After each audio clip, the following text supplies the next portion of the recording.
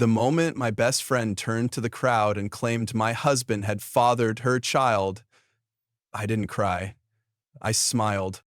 Not out of forgiveness, not even out of shock. It was the kind of smile your body produces when your mind refuses to process what's happening, a mechanical reflex, a glitch. My fingers dug into the edge of my seat. The hum of conversation had vanished. Only the soft clink of silverware and the wind rustling through paper lanterns remained. Across the table, Ryan's face was blank white-knuckled, motionless. And Vanessa, she stood basking in it. The silence, the spotlight. Her bump was framed perfectly in the golden afternoon light. Then, like a magician revealing the trick, she laughed. "It's a prank, guys," she said, waving at the hidden phone on a tripod. "Just a little joke for my socials." But it wasn't little, it wasn't harmless. She knew what that joke cost. She knew what it meant to me, to us, to even hear those words. I kept smiling, kept nodding, until something deep inside me, something I thought I'd buried with the last fertility test, twitched awake. And that's when I knew this wasn't just a bad joke. It was war, and I hadn't even picked a side yet. Vanessa and I met our first week of college, both lost in a crowd of overconfident freshmen and overpriced coffee. We were assigned the same dorm floor, and it started with a simple comment about my The Killers poster. Her eyes lit up. "You like them too?" By the end of that week, we were inseparable. We studied in the same library corner, swapped clothes like sisters, and stayed up watching trashy reality shows in bed. She was the first person I told when I thought I was falling for Ryan, and she was the one who pushed me to talk to him that night at the campus bar. "He keeps looking over," she'd whispered, nudging my elbow.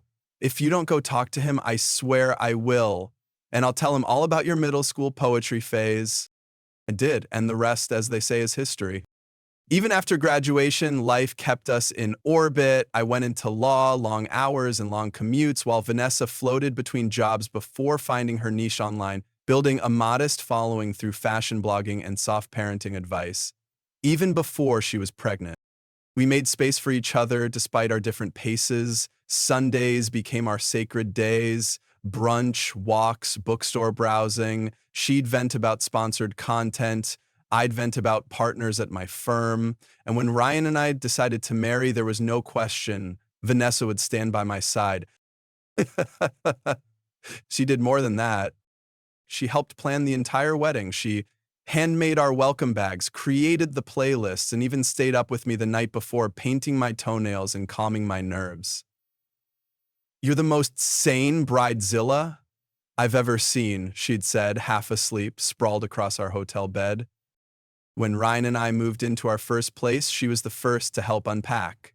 She brought candles for every room, so it smells like a home, not a cardboard box. I laughed then, grateful in ways I didn't know how to express. But when Vanessa went through a bad breakup 2 years later, I dropped everything. I brought her to stay with us for a week. Ryan didn't mind. He even cooked for us while she cried through old photos. I held her while she broke down and told her she was enough, over and over again. It was that week she said, "You guys give me hope. I want what you have someday." I believed her. Over time, Vanessa built herself back up and found someone new, a guy named Mark, who was stable, patient, and good-humored. We all got along. Double dates became a thing. Game nights, wine nights, trips to the coast. She was happy again, and I was happy for her. So when she called me 3 months ago crying with joy about the pregnancy, I cried too. I knew how much she wanted this, and despite the ache I always carried in secret, despite what Ryan and I had quietly accepted about our future, I meant it when I said I couldn't wait to meet her baby. When she asked me to be her godmother, I didn't hesitate. "I want you to help plan the shower," she added. "You're the only one who gets my taste." So I did. I handled the vendors, designed the invitations, and color coordinated everything with her favorite shade of sage green. I even convinced a bakery downtown to replicate a cake she'd pinned on Pinterest years ago. Poured myself into it because loving her had always felt easy. Because When you spend over a decade loving someone through all their phases and failures, you start to believe they'd never use that love against you. Looking back now, I wonder if that blind faith was my biggest mistake. In hindsight, the signs had been there, little fractures I smoothed over with excuses. That's what you do when you love someone. You cover their messes with throw blankets and call it cozy. The first real crack came during the baby shower planning. At first, Vanessa seemed grateful. She texted me screenshots of ideas and voice noted giddy thoughts about centerpieces and gender-neutral themes. But as weeks went on, those updates turned into demands. Make sure the caterer can do gluten-free, dairy-free, and no soy. Mark has stomach issues. Can you change the invites? I found a better font. Actually, I want an entirely different venue. I was working 60-hour weeks, but I bent. Because that's what you do for someone who once cried on your shoulder in college. That's what you do for someone who said you were the closest thing she had to a sister. But it didn't stop there. She started brushing off my ideas like they were beneath her. When I suggested a game for the guests, she laughed. That's cute, but no one wants to play baby trivia. Let's not make it tacky. Tacky, that word stung. I told myself she was just stressed, pregnancy hormones, the pressure of putting on an event, but even Ryan noticed. She's being kind of intense, he said one night while we folded party favors. Are you okay? I smiled. It's just a phase. She's overwhelmed. Then came the registry debacle. Vanessa insisted on adding luxury baby gear, designer strollers, imported crib linens, a Bluetooth and Mad diaper pail. People will want to go big, she said. This is the first baby in our group. Let them spoil us. But after looking at the list, a few mutual friends reached out, politely asking if Vanessa would mind if they gifted practical items instead. I passed along their concerns gently, and Vanessa exploded. She thinks I'm greedy, she texted. I knew she never liked me. That girl has always been jealous. It wasn't even about the friend, it was about me. She didn't thank me for coordinating everything. She didn't acknowledge how much I was juggling. She just expected, and I kept showing up. Then, the final week before the shower, I got sick, a bad cold, low fever, and barely sleeping. I told Vanessa I might need help setting up. Her reply? I can't deal with that right now. Please don't bring your germs. This is the most important day of my life. No offer to step in, no concern for how I was doing, just a directive. I still went, still showed up early, still fluffed the damn tablecloths and sliced lemons for the water pitchers. Because deep down I was clinging to a version of Vanessa that might not have existed anymore. And maybe I was trying to prove to myself that I was still needed, still valued, that this friendship hadn't become one-sided. But the truth was, I felt it, that creeping ache of being invisible to someone you used to be everything to. When I think back to the baby shower now, I remember the tension in my chest that morning, not because I expected what happened, but because something already felt off. Like I was a guest, not the host. Like I was being tolerated, not appreciated.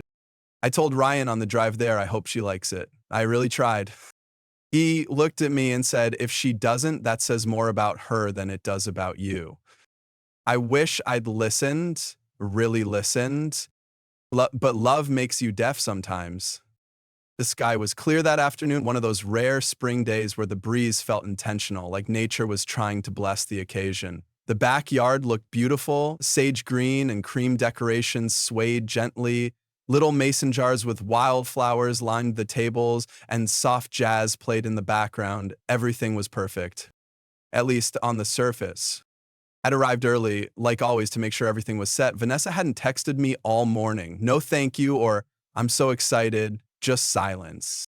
Mark greeted me at the gate, looking tired. She's still getting ready, he said. Didn't sleep much. I shrugged it off and focused on lining up the desserts. Guests trickled in, some old college friends I hadn't seen in years. We laughed, hugged, shared updates. For a moment, I let myself feel proud. I'd made this happen. This gathering, this joy. It was mine too. Then Vanessa walked in. She was glowing, Hair curled, dress flowing, a hand resting gently on her belly, she looked at me and smiled. Not warm, not grateful, just performative. She floated from group to group like a social butterfly, taking selfies, directing people toward the snack bar, and commenting on everyone's outfits. I waited for her to pull me aside, say thank you, hug me. Think she didn't. After lunch, as people settled with their drinks, she tapped her glass with a spoon. Everyone, can I have your attention? The chatter quieted. I sat beside Ryan, my fingers laced through his. I just want to thank you all for coming, she began. It means the world to me and Mark to have you here as we celebrate this next chapter. She paused, eyes scanning the group. But before we open gifts, there's something else I want to share. Something special. I smiled, expecting a surprise announcement, maybe the baby's name. I've waited so long for this moment, she said, to bring life into the world and to do it with someone I trust deeply, someone who's always been there. She looked straight at me, then slowly turned toward Ryan. And so I just want to say thank you to the father of my child, Ryan. Gasps, audible gasps. I didn't move. I didn't breathe. Ryan went pale beside me. What the hell? He whispered. I turned to Vanessa, my voice caught somewhere between my chest and throat. What? What are you doing? And then she burst out laughing. Like full on, head thrown back, loud laughter. Oh my God, she shouted. You should have seen your faces. It's a joke, guys, a prank. I'm filming for a reel. There was a phone set up behind the gift table. Its red recording light blinked mockingly. No one laughed with her. Not even Mark. He looked stunned, almost embarrassed. I could feel the heat rising up my neck. My chest was tight. My fingers were trembling. She knew. She knew what those words meant. She knew we couldn't have kids. She knew how many nights I cried in silence, how many times Ryan had whispered, "It's okay, we're enough," trying to convince me we were whole, even when my body couldn't carry life. She knew. And still, she made that the punchline. I leaned toward Ryan. I want to leave. Let's go, he said immediately, rising. I hesitated, not because I cared about saving face, but because I couldn't believe this was happening. Vanessa walked over. Oh, come on, she said, nudging my arm. You're not mad, right? It's just for content. People love shock reactions. I stared at her. You humiliated us. She blinked. It wasn't about you. Ryan stepped between us. You need help, he said, voice low, and not the kind a camera can give you. Before we could leave, Mark stood. Vanessa, he said loudly, step outside. Now, everyone watched as they walked away. We could still hear them from the patio. What the hell was that? Mark's voice cracked. It's content, Mark, she snapped. It's not a big deal. You just accused our friend of fathering your baby as a joke in front of everyone. You're overreacting. No, you've lost touch. This isn't quirky or edgy. It's cruel. You're embarrassing me. No, you embarrassed yourself. There was silence. Then the sliding door slammed. Mark reappeared, eyes heavy. He looked at Ryan, then me. I'm sorry, he said. I had no idea I don't even know who she is right now. Then he turned to the group. Thank you all for coming, but the party's over. People began quietly collecting their things. Vanessa didn't come back out. Ryan and I walked to the car in silence. Once inside, I broke down, the kind of crying that steals your breath, that collapses your chest inward. She knew, I kept saying, she knew. Ryan just held me. We're done with her, he whispered. You don't need to say a word to her again. And I didn't. Not that day. Not for a while. The days that followed felt like moving through the fog, thick, disorienting, and strangely quiet. I didn't return any calls. I barely slept. I kept hearing Vanessa's voice in my head, looping like bad static. Just a prank. People love this stuff. You're not mad, right? I was beyond mad. But anger would have been easier, cleaner. What I felt was betrayal. It wasn't just a cruel joke, it was how casually she brushed off our pain, how little she thought of us. After everything we'd shared, how could she reduce our life, our grief, into a 10-second internet joke? I spent a full evening just sitting on the bathroom floor, still in my work clothes, staring at nothing. The tile was cold against my legs. Ryan knocked once. I didn't answer. He didn't press. Grief changes shape depending on who's looking at it. Mine looked like detachment, like scrolling through baby shower photos, wondering if anyone else had caught the shift in my expression. If the camera had picked up the exact second my heart broke. Vanessa sent a message 2 days later. It started with, "Hey, sorry again for the confusion. You guys looked really mad. Lol. Anyway, can you drive me to my OB appointment on Thursday? I'm so tired." No apology, no understanding, just expectation. I stared at the message for 10 minutes. I reread it so many times that I memorized every emoji. I finally replied, "I need space. What you did was incredibly hurtful, and I won't be speaking with you until you understand that." Her response came back within seconds. "Wow. So, you're really abandoning me while I'm pregnant. You've changed." I dropped the phone. Ryan found me on the couch later, curled into myself. "She really said that?" he asked quietly. I nodded. He sat beside me, arm around my shoulders. "You don't owe her anything, but she's alone. And whose fault is that?" I wanted to scream, to sob, to throw something, but I just sat there. Because the truth was I had changed. I wasn't the friend who would drop everything anymore. I wasn't the person who'd make excuses for someone else's cruelty just to keep the peace. But knowing that didn't stop the ache. I kept replaying the moments we'd shared, college nights, shared heartbreaks, our weird food orders, the way she used to hold my hand when I cried. I missed that girl, the one who cared. And I hated that I didn't know when she disappeared. A few nights later, Ryan made us dinner.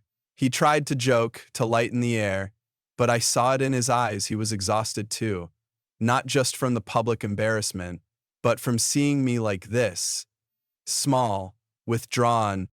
"I miss you," he finally said halfway through burnt lasagna. "I'm right here," I whispered. "You're not." And he was right.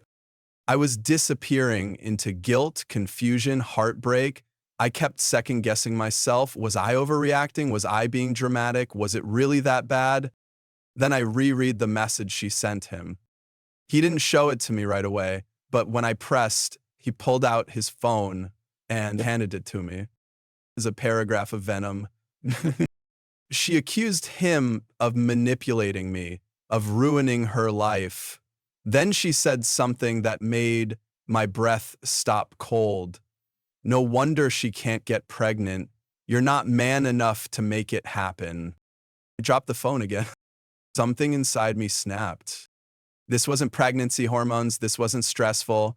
This was targeted, personal, and cruel. "She said you married me for my money," Ryan added, quietly, "said I settled because she was too good for me." I turned my face away. I didn't want him to see how shattered I was. Because at that moment, I wasn't mourning the loss of a friendship. I was mourning the illusion of one. Healing didn't come with some grand gesture. It started with small things: washing my hair again, answering texts from people who genuinely cared, making coffee without crying into the mug, letting sunlight in. I took a few days off work. I told my firm it was for a family emergency, which wasn't entirely a lie. The emergency was me. I needed time. Not to fall apart, but to remember who I was before the betrayal eclipsed everything. Ryan was patient. He didn't try to fix it. He didn't offer silver linings. He just sat with me, often in silence. His presence a quiet reminder I wasn't alone. One morning, a package arrived. No note, no sender, just a simple necklace, silver, with a tiny sunflower charm. A few hours later, I got a message from Lena, an old friend from college. Hey, I heard what happened. I don't know the details, but you don't deserve any of it. Thought you could use some light. I cried, but not in the same way I had before. This time, it wasn't grief. It was something softer. A thread of warmth pulled me back. That weekend, I told Ryan I wanted to get away. Just us, I said, somewhere quiet, somewhere no one knows our names. He smiled. Say no more. We drove to the coast, stayed in a small inn with creaky floors and sea salt in the air. We spent our days walking barefoot on the beach, letting the cold water numb our ankles, watching the tide pull and retreat like breath. One night, sitting by the fire pit with a bottle of wine, I finally asked him, "Why didn't you tell me sooner about what she messaged you?" He looked into the flames, because I didn't want to make it worse. "You should have," I said. "That wasn't something I could afford to ignore." He nodded. "I know, I wanted to protect you, even from more pain." I reached for his hand. "You don't need to shield me. Just stand beside me." "I always will," he said, and I believed him. Something changed after that trip. I came home lighter, not fixed, but firmer. I reached out to Mark. I didn't know if he'd respond, but he did. "Thank you," he said, "for still being decent after all that." "How are you?" I asked. He sighed. "Figuring things out. She's not the person I married. Maybe she never was. I don't know." We didn't talk long, but it gave me clarity. He was hurting too. I wasn't the only one left picking up shattered pieces. Then came the final turning point. I remembered I still had access to the baby registry. Vanessa hadn't changed the admin settings. I'd been planning to buy her the top-tier stroller and a set of baby monitors. Expensive, thoughtful, generous. I logged in, looked at the list, hovered over the purchase button, then I cleared my cart and deleted the registry entirely. She could build her motherhood without me, without my money, without my support. I owed her nothing. That same day, the caterer for the baby shower called, gently reminding me that the final payment was due. I told her the truth, not the full saga, but enough. He made a public accusation, a joke she called it, but it hurt people deeply. The caterer sighed. "Say no more. She booked it under her name anyway. I'll follow up with her." I didn't feel petty. I felt free. I was no longer someone's emotional punching bag, no longer the friend who overextended herself just to be tolerated. That night, Ryan brought home pizza and we watched our favorite show like nothing had ever gone wrong. "I missed this," I said, mouthful of cheese. He smiled. "You're back. Not fully, but enough." Strength doesn't always come in the form of confrontation. Sometimes it's the quiet decision not to play someone else's game. But I did make a few moves.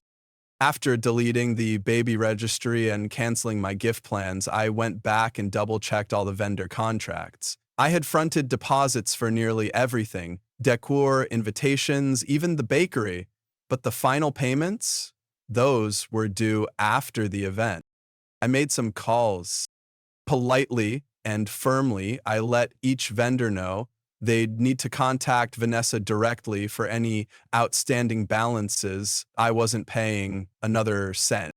Most were understanding, one or two were annoyed, but that wasn't my burden anymore.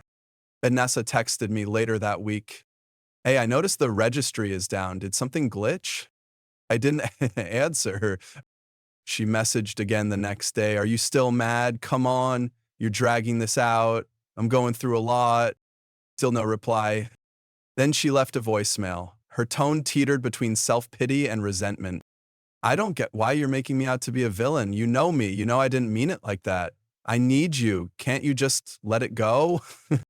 I deleted the message because I was done letting guilt dictate my boundaries. But the breaking point came when she emailed Ryan. The subject line, "So this is who you really are." She accused him of turning me against her, of manipulating the narrative. She called him names I won't repeat. Then she slipped in another jab. "No wonder she can't carry a child. You both are emotionally barren." Ryan showed it to me, jaw tight. "I don't even care what she says about me," he muttered. "But you don't deserve that." I didn't cry this time. I didn't collapse. I just picked up my phone and I called the lawyer who handled our prenup. Hypothetically, I said, if someone threatens to post a video of a false accusation involving my husband in pregnancy, is that defamation? He didn't hesitate, yes. And if she posts it, you have grounds to sue for emotional distress, slander, and potential reputational damage. Good, I said. Can you draft a cease and desist? Within 24 hours, a letter was sent to her email and physical address. I attached a short message of my own. If the video ever goes live, we will take legal action immediately. This is your only warning. She never responded. But I heard from mutual friends that she'd been ranting online, vague posts, cryptic captions. Betrayed by the people I love most. Some people are only loyal when you're down, stuff like that. No names, no direct mentions. But we all knew. And it didn't stop there. The caterer called me a week later, clearly annoyed. Vanessa's refusing to pay the remaining balance, she said. She's claiming she was emotionally distressed during the event and shouldn't be liable. I laughed, not out of humor, but disbelief. She planned the whole thing, I said. She hired you, she pulled the prank. She was all smiles until people didn't laugh. The caterer sighed. We're sending her to collections. I felt a strange sense of peace. Vanessa had built her entire identity around aesthetic control. Perfect angles, curated captions, glowing filters. Now that the mask had slipped, she was unraveling, publicly. And I didn't have to lift a finger. Mark reached out not long after. He asked to meet in person. Ryan and I invited him for dinner. Nothing fancy, just takeout and beers on the balcony. He looked exhausted. Older. She's not well, he said. Or maybe she is, and this is just who she really is. We didn't say much, we just listened. I filed for divorce, he added. The lawyer has everything, screenshots, emails, even a backup of the party footage. She didn't post it, but I have a copy. It's ugly. I nodded. I'm sorry. He looked at me, eyes soft. I'm not. I wish I had seen it sooner, but thank you for how you've handled everything. Most people would have gone nuclear. I smiled. Oh, don't give me too much credit. I considered fire. He laughed for the first time that evening. Before he left, he turned to me. If you ever wonder whether any of it was real, the friendship, the moments, you weren't the fake one. She was. That stayed with me. Because deep down, I had wondered, had I missed red flags? Had I been naive? But maybe that was the final reversal. Vanessa expected me to explode, to beg, to turn bitter or petty or broken. Instead, I chose grace, boundaries, a quiet reclaiming of self. And in doing so, I took back everything she tried to strip from me. Vanessa didn't disappear overnight. People like her rarely do. At first, she tried to salvage her image. Instagram stories filled with filtered bump updates, cheerful baby name polls, and nostalgic throwbacks of true friendships, all choreographed, all curated. But the engagement numbers dropped. Comments thinned out. The algorithm seemed to lose interest just like everyone else. Mutual friends began distancing themselves, not loudly, just quietly fading away. I heard from Lena first. She asked me to post something supportive, she said over coffee, said she needed to remind people she wasn't the villain. I told her no. I nodded, thank you. It's not about picking sides, Lena added. It's about not supporting someone who weaponizes pain for likes. Others followed. One by one, her inner circle shrank. The invitations stopped, the messages slowed. She was still shouting, but fewer people were listening. Then came the news. She'd moved back in with her parents. Apparently, brand deals had dried up. The stress of the divorce, the financial mess from unpaid vendors, and the loss of her curated life had caught up. Her parents were trying to be supportive, but even they were exhausted. She lashes out constantly, Mark told Ryan one evening. They've taken her for tests. Nothing's wrong medically, just Vanessa being Vanessa. She still hadn't apologized. Not to me, not to Ryan. But instead, she sent one final email. It arrived one rainy Tuesday morning, buried between work memos and an Amazon receipt. The subject line read, "You win." I almost didn't open it, but I did. It was a mess of contradictions, rage, self-pity, backhanded compliments. She accused me of abandoning her in her most vulnerable state, then claimed I was never really her friend. She called me selfish, fake, and heartless. Said I'd turned people against her, that I'd let a man ruin years of sisterhood. And then in the end, she wrote something that stayed with me. "I hope your perfect little marriage keeps you warm when you're childless at 50. I didn't respond. I archived the email. Because what do you say to someone so hell-bent on self-destruction? She wanted a war. I gave her silence. That, I think, is what hurt her most. Months passed.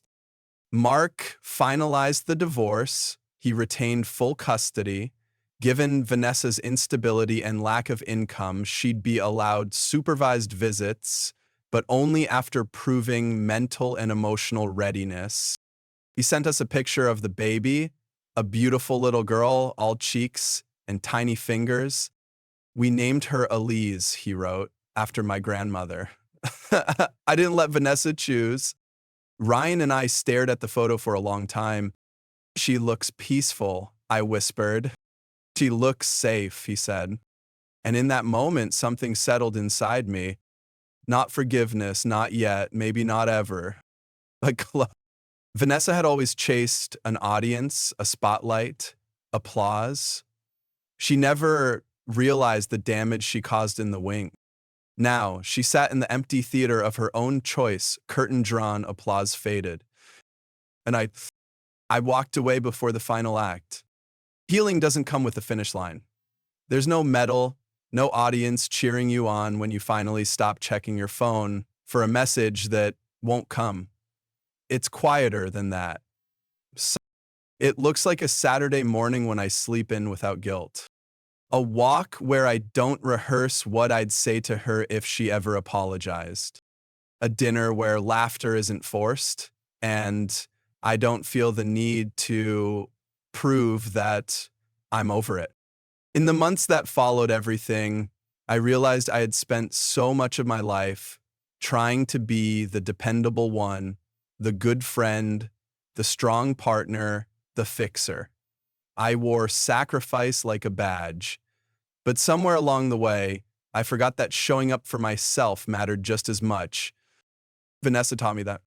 Not in the way she intended, but through the void she left behind.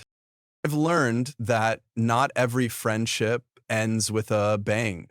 Some end with a slow fade, others with a single moment that rewrites every, and still life continues. Ryan and I grew closer in the aftermath. There were no grand gestures, just consistency. He reminded me daily what love actually looks like. It's in the quiet support, the unwavering defense, the gentle honesty when you've lost sight of yourself. We started building new rituals, traveling more, saying yes to things we used to postpone, taking long walks without needing to talk the entire time, letting silence feel full, not awkward. One evening, while we were watching the sunset over a rocky shoreline, he asked, "Do you ever miss her?" I thought about it. "Not her now," I said. "Maybe the version I thought she was, or maybe the version I needed her to be." That was the truth. I don't hate Vanessa. Hate would still make her central to my story. What I feel now is distance, detachment, a clean break from the weight I used to carry. She tried to define me through her betrayal, but I got to decide who I become after it. And here's who I've chosen to be: someone who sets boundaries without guilt, someone who lets go even when it hurts, someone who doesn't let someone else's brokenness dictate her value. I've reconnected with old friends, ones I'd neglected in my devotion to a friendship that was already decaying. I've learned to say no without explaining myself. I've made peace with the fact that motherhood may not be part of my path, and that doesn't make my life any less meaningful. If anything, it's made space for other kinds of creation, a deeper marriage, a stronger self, a version of me who is no longer afraid of being misunderstood or unloved. To anyone reading this who's experienced betrayal, you are not foolish for having trusted. You are not weak for having hoped. You are not broken because someone else couldn't treat you with care.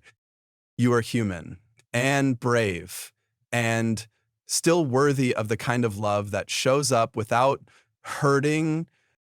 Vanessa once told me I was too sensitive. She meant it as an insult. Now I wear that as armor because sensitivity means I feel deeply. It means I care. It means I notice when someone's hurting, even when they try to hide it. But now I use that sensitivity with discernment. I no longer pour it into people who treat it like a weakness.